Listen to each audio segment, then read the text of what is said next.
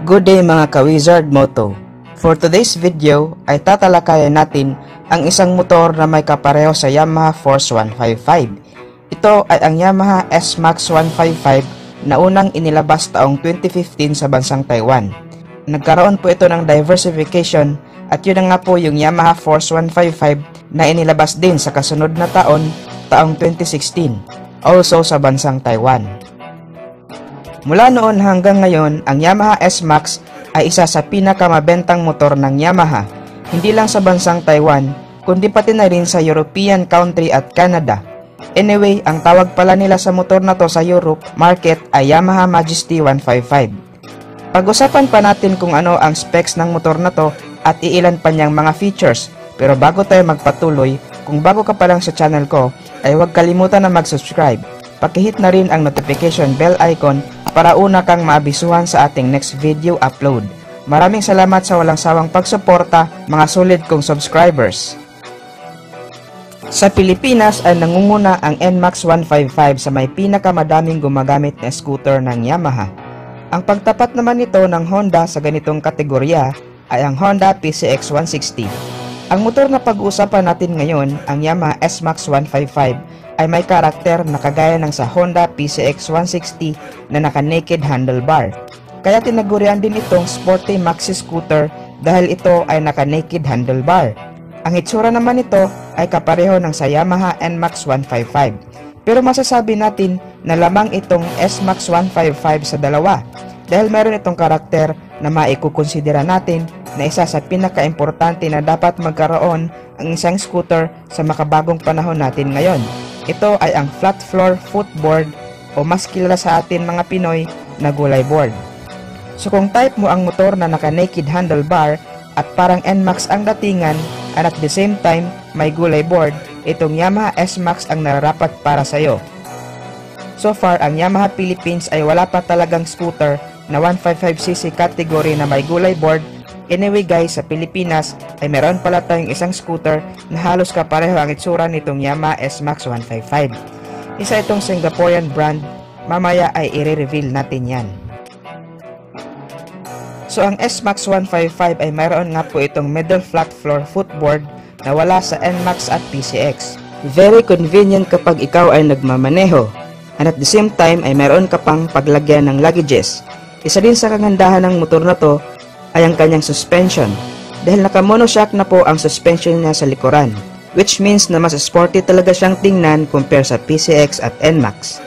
Very smooth ang kanyang suspension response pagdating sa malulubak na daan. Naka full LED na rin ang kanyang headlight, position light, daytime running light at tail light. Mayroon din itong mini compartment sa harap na pwedeng paglagyan ng gamit like wallet, pamunas, tubig at iba pa. Nakapaloob din sa mini side compartment ang 12 volts charging port para sa ating cellphone na alam naman nating sa panahon ngayon ay very useful talaga ang ganitong features, lalong-lalo na sa ating mga delivery riders na kaakibat na ang cellphone sa kanilang trabaho. Kahiliran naman ito ang kanyang susian at ang kanyang fuel access, kagaya ng sa Yamaha Gravis na nasa harapan na ang kanyang fuel access. Speaking of fuel, ay mayroon itong fuel tank capacity na 7.4 liters. Average fuel consumption ay 37 km per liter. Pagdating naman sa underseat compartment ng motor na to, ay meron itong wide underseat compartment na kasya ang full face helmet at may extra space pa para lagyan ng jacket, gloves, documents at kung ano-ano pa. Meron din itong split type rear grab bar para hawakan ng ating pillion rider. When it comes naman sa kanyang braking system ay very updated na talaga dahil bukod sa naka-disc brake na ang kanyang harap at likod ay mayroon na din itong ABS o anti-lock braking system both sa harap at likod.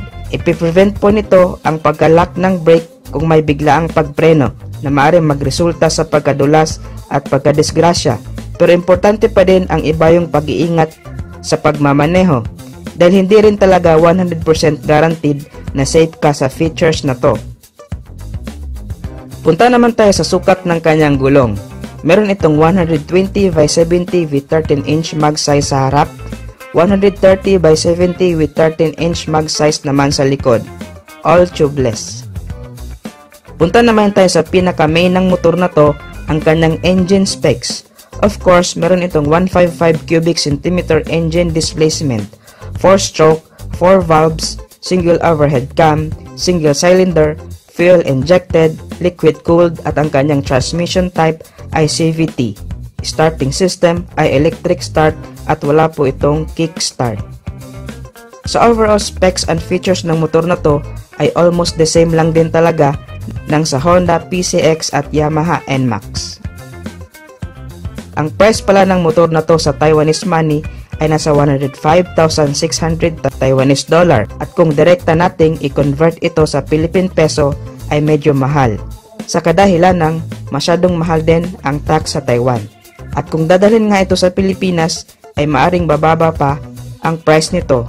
Ang estimated natin dito based sa kanyang specs at features ay around 145,000 to 155,000 pesos.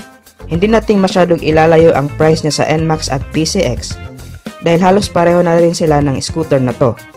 So ngayon ay medyo malabo pa na mailabas ito sa Pilipinas, pero malay natin, kagaya ng nasabi ko sa iba kong video ay napaka-unpredictable ng Yamaha Philippines. Hindi pa rin natin maalis na maaari itong ilabas sa Pilipinas lalo pat wala pang 155cc ang Yamaha Philippines na may gulay board. Hindi kagaya ng sa Honda na mayroon na silang Honda Click 150 na may gulay board. Anyway, ang binanggit ko pala kanina na mayroon ang Pilipinas na kapareho sa Yamaha S-Max 155 na isang Singaporean brand ay walang iba kundi ang Fecon Slick 150.